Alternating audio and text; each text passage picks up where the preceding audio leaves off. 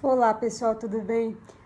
Adentrando no terceiro e último bloco referente aos procedimentos do Juizado Especial Civil, eu vou primeiramente fazer um adendo a esse bloco, fazendo referência a uma omissão que houve, uma lacuna que houve no segundo bloco, que diz respeito ao procedimento da contestação e dos meios probatórios.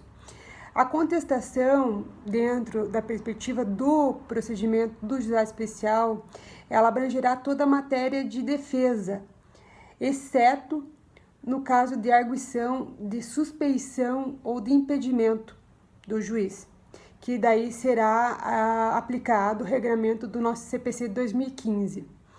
Já com relação aos meios probatórios, poderão ser realizados todos os meios probatórios legítimos. É o adendo que eu faço ao segundo vídeo, ao segundo bloco do procedimento do juizado especial. Adentrando agora a matéria referente ao terceiro bloco, nós iremos expor e aprender um pouquinho sobre a extinção do processo sem julgamento do mérito ao âmbito das execuções e das despesas. Então, referente ao procedimento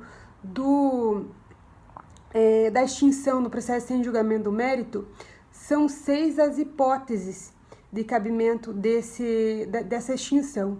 A primeira delas é a ausência do autor em qualquer das audiências do procedimento. A segunda é a inadmissibilidade do procedimento do juizado especial em alguma causa. A terceira hipótese é a incompetência territorial da causa.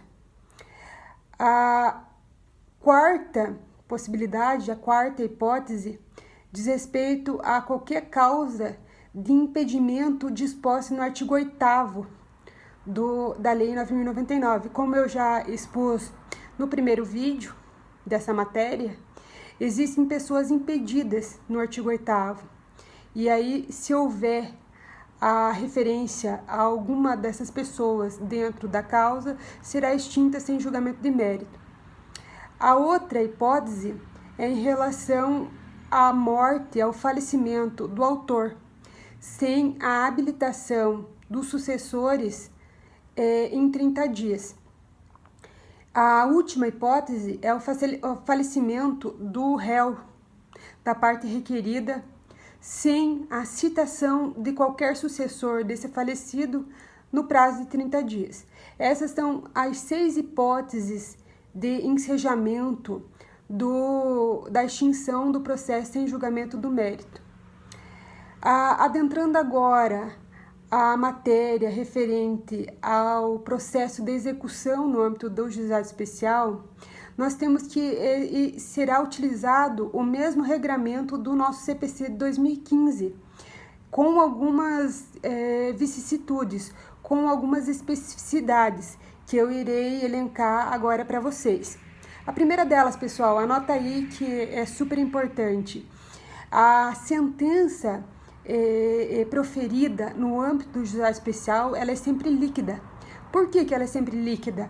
Porque nós temos a principiologia da celeridade, da economia processual, da informalidade, e em função de toda essa principiologia fundante do nosso procedimento do juizado, não haverá possibilidade da propositura de um procedimento de liquidação de sentença, porque seria um processo mais moroso. Então, por isso que há a necessidade da prolatação de uma sentença líquida. Também, o cálculo que muitas vezes é realizado dentro desse procedimento é realizado por um servidor público, por um contador judicial. O requerido, as partes, elas serão intimadas da sentença na própria audiência em que será prolatada, em função dessa informalidade, da oralidade do procedimento. Então, sempre olhando por esse viés principiológico que fundamenta esse procedimento do juizado. Vocês podem vislumbrar, pessoal, que todos os procedimentos, eles têm essa principiologia que eu mencionei no primeiro vídeo, dentro do espírito da lei. Então, toda a lei, ela está imbuída desse espírito principiológico. E não obstante, no próprio procedimento do processo de execução, estará também esses princípios ensejadores. Outra peculiaridade do procedimento do juizado especial no processo de execução é de que a própria parte interessada, ela fará um requerimento escrito ou verbal ou oral para a secretaria, quando não for cumprida aquela sentença com trânsito em julgado pelo réu. E aí haverá a possibilidade de ser uma obrigação de dar, uma obrigação de fazer, de não fazer. E dentro dessa perspectiva de obrigações, que poderá ser infinitas obrigações de execução, quando houver a obrigação de dar, fazer ou não fazer, o juiz, dentro da sentença, ele poderá proferir uma sentença com uma multa, em função do inadimplemento dessa obrigação. E aí vai ser executada essa multa, ou também a obrigação de fazer, não fazer ou de dar, a escolha do autor da ação. Também, quando há uma obrigação de fazer, poderá ser cumprida por outrem, por um terceiro, que será designado pelo juiz da causa. A penhora, ela poderá ocorrer de qualquer dos bens do réu, quando for encontrado, quando for penhorado, então, esses bens para a satisfação da obrigação para com o autor. O edital de publicação dessa penhora, quando for um bem de pequeno valor, não vai haver a necessidade de publicação de um edital em função do pequeno valor do bem a ser penhorado.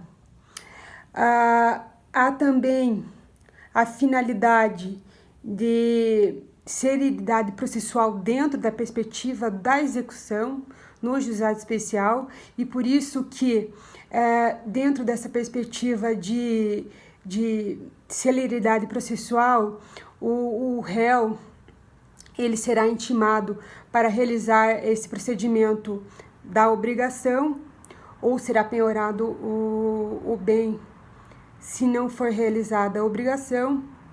Ele poderá, então, ser citado, ser intimado para comparecer a uma audiência de conciliação novamente, para ser dirimida esse litígio uma vez mais. Ele poderá apresentar embargos do devedor, que é uma modalidade de defesa dentro do procedimento da execução. E existem 3 causas que poderão ser alegadas, 3 motivos obstativos dessa execução no âmbito do embargo do devedor.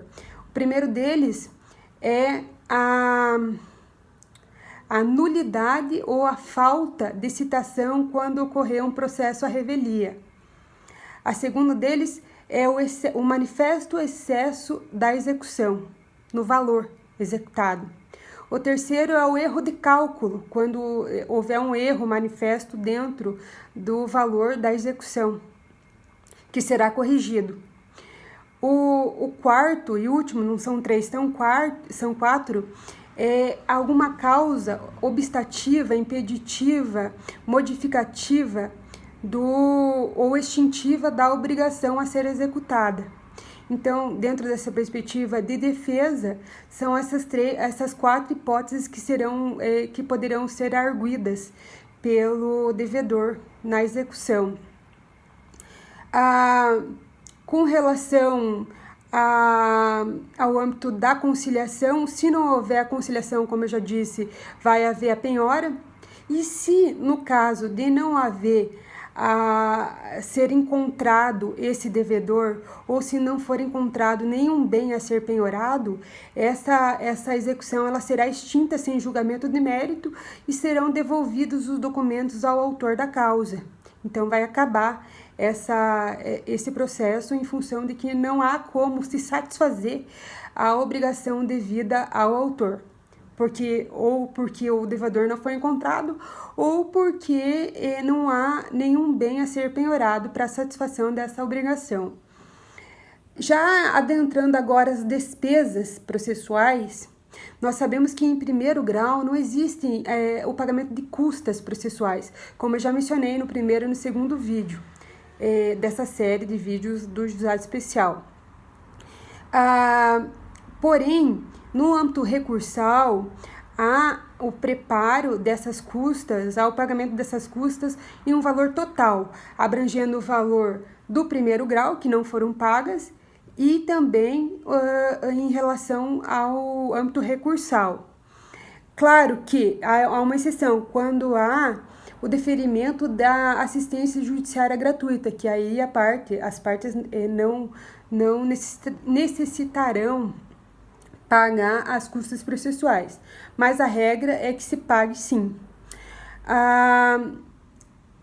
Com relação aos honorários advocatícios, eles não são arbitrados na sentença de primeiro grau.